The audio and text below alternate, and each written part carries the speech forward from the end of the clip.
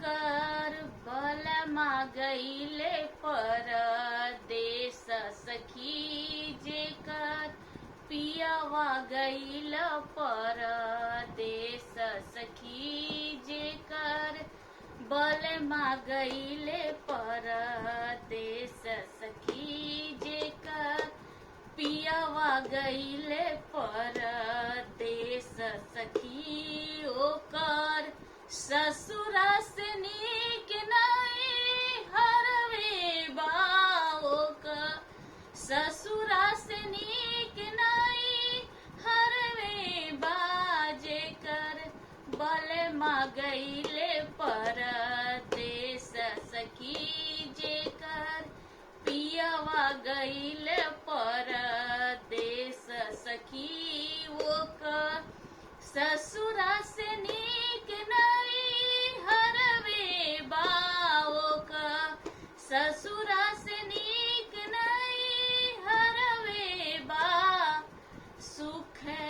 साधन के सब नजराना होखे सुख साधन के सब नजराना होखे रिद्धि सीधी के भरल जाना होखे रिद्धि सीधी के भरल जाना होखे नित्य नित्य नव व्यंजन परोसल जाई नित्य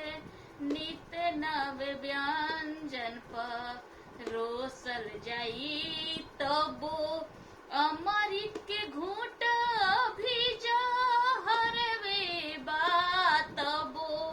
अमृत के घूंट भी हरवे बाजे कर बलमा बसे परदेस सखी जेकर पियवा बसे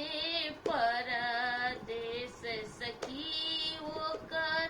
ससुरा से नीक नहीं हरवे बाओ कर